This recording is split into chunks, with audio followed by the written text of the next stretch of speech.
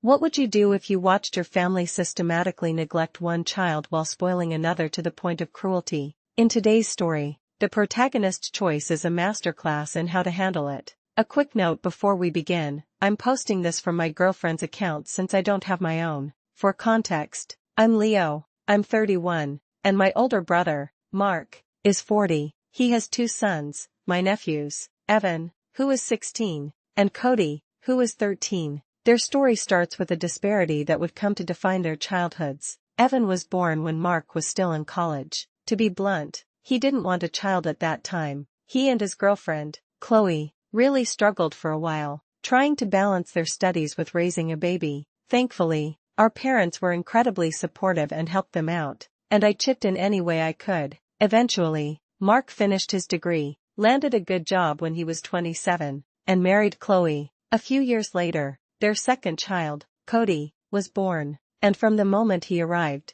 they spoiled him rotten. Whenever our parents or I would gently question the blatant favoritism, they'd get defensive. They claimed Cody was their planned child, and since they were now in a much better financial position, he deserved all the extra perks. They believed they were rewarding their planned success, completely unaware that they were actually planting the seeds of a monster and neglecting a son who desperately needed them. While Cody was showered with expensive toys, designer clothes, and endless snacks, Evan was consistently neglected. But the most heartbreaking part was that Evan never once complained. I watched that sweet kid find genuine happiness just from seeing his little brother excitedly tear open presents. Cody, on the other hand, was becoming unbearable. He would constantly flaunt his new things in Evan's face, and if by some chance Evan received something nice from a relative, Cody would immediately demand one for himself. The problem just got worse over time. The neglect of Evan intensified, and Cody learned how to exploit it. He started blaming Evan for his own misdeeds, getting him grounded, and his parents, Mark and Chloe, always believed their golden child without question. Over the years, I watched the light in Evan's eyes slowly fade away. The whole situation finally came to a head this past Christmas. I want to be clear, I love both of my nephews. I don't approve of Cody's behavior, but I've always blamed his parents for molding him that way, not the kid himself. So for Christmas, I decided to get them the same gift, a brand new Nintendo Switch for each of them. Evan had been dreaming of one for years, and when he unwrapped it, he looked like he was about to cry. He gave me a huge hug and thanked me over and over. Cody's reaction was the polar opposite. He took one look at it, sneered, "I wanted a PS5, not this," and literally threw the box aside. I didn't react. I did my part by treating them equally. What he did with his gift was his own business. I refused to enable his spoiled behavior the way his parents did. A few days after Christmas, there was a frantic knock on my door. It was Evan, crying and shaking uncontrollably. I immediately let him in, got him a glass of water, and waited for him to calm down enough to tell me what happened. The story was as infuriating as I expected. Since Christmas, Evan had been blissfully absorbed in his new Switch, playing The Legend of Zelda every chance he got. He was genuinely, purely happy, and that, it turned out, didn't sit well with Cody. His brother's happiness irritated him. So, to ruin it, Cody deliberately broke his own Switch, ran crying to their mom, and claimed that Evan had done it. Without a moment's hesitation, Chloe believed him. She stormed into Evan's room, snatched his console away to give to Cody, and grounded Evan indefinitely. This time, Evan just lost it. Years of swallowing his pain, of being treated as second best, of watching his brother get away with everything, it all boiled over. He grabbed Cody by the neck and started choking him. He later told me he didn't even know what came over him. He just saw red. His mother was screaming and hitting his back, but he couldn't stop.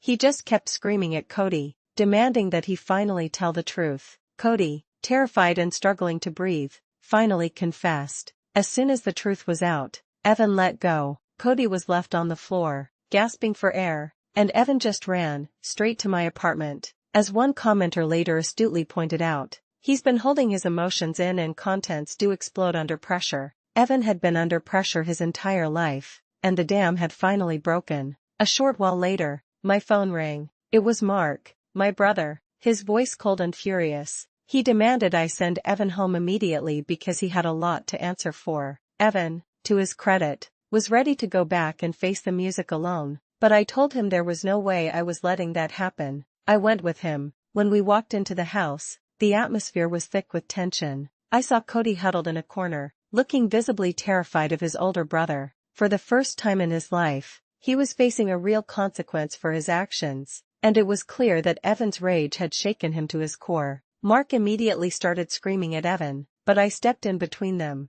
I turned to Cody and, in front of everyone, calmly asked him why he did it. He stayed silent at first, but with a little more pressure, he finally mumbled the pathetic truth: Evan was having too much fun, and it irritated him. The kid was so profoundly spoiled that someone else's happiness was an offense to him. Chloe immediately jumped to his defense, starting with the classic, "He's just a kid." I cut her off. I sent Evan outside to wait in my car, and then I turned to my brother and I let him have it. I laid everything bare: how he had failed as a father, how he had callously neglected his firstborn, how they had spoiled Cody into becoming a genuinely terrible human being. For once, Mark just stood there and listened. He didn't say a single word. When his wife tried to interject again, he shut her up with a sharp look. It was like watching reality hit him like a physical blow. He was finally seeing that his younger son was on a dark path. I ended by saying that if they truly hated having Evan around so much, I would be more than happy to take him in.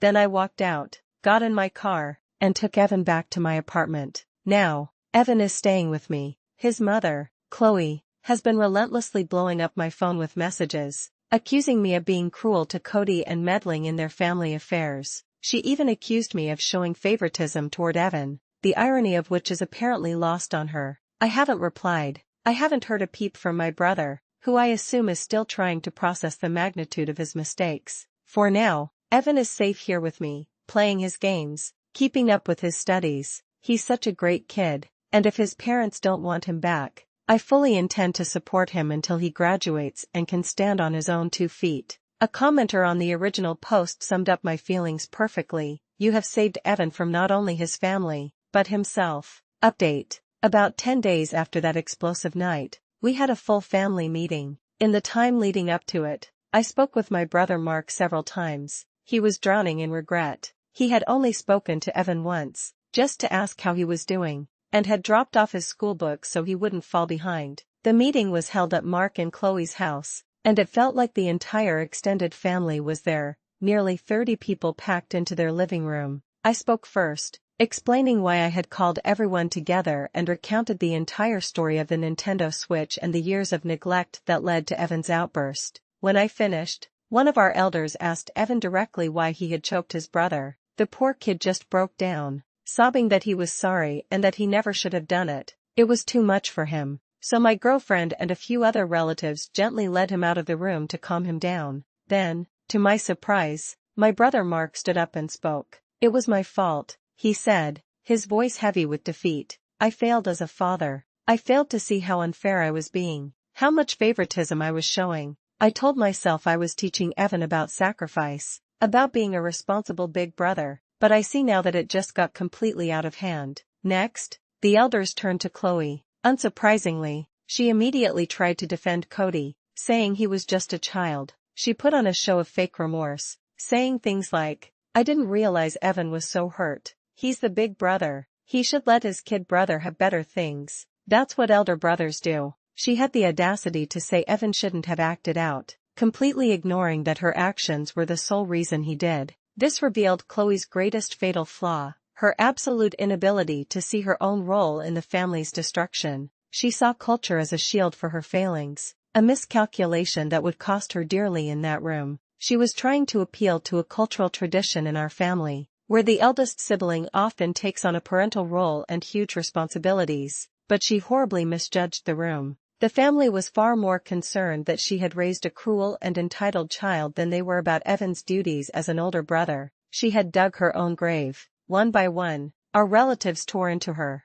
calling her a failure of a mother and a horrible person. After all the emotions were vented, some firm decisions were made. The elders suggested that Cody be sent to a boarding school. They concluded that Chloe was unfit to teach him discipline and that he needed to learn basic manners before he became a true burden on society. One of our relatives, a vice principal at a good boarding school, offered to help with his transition and secured a hefty discount, with the rest of the family, including Mark, pitching in to cover the costs. As for Evan, He will continue to live with me until he graduates from high school. My brother will visit often to try and repair their relationship, and Chloe can visit too, if she genuinely wants to fix things with her son. After graduation, Evan will have the choice to move back with his parents, stay with me through college, or live in a dorm. It's his decision, and I promised him that no matter what he chooses, I will support him. Ultimately, this story shows that while parental neglect can poison a family from the inside,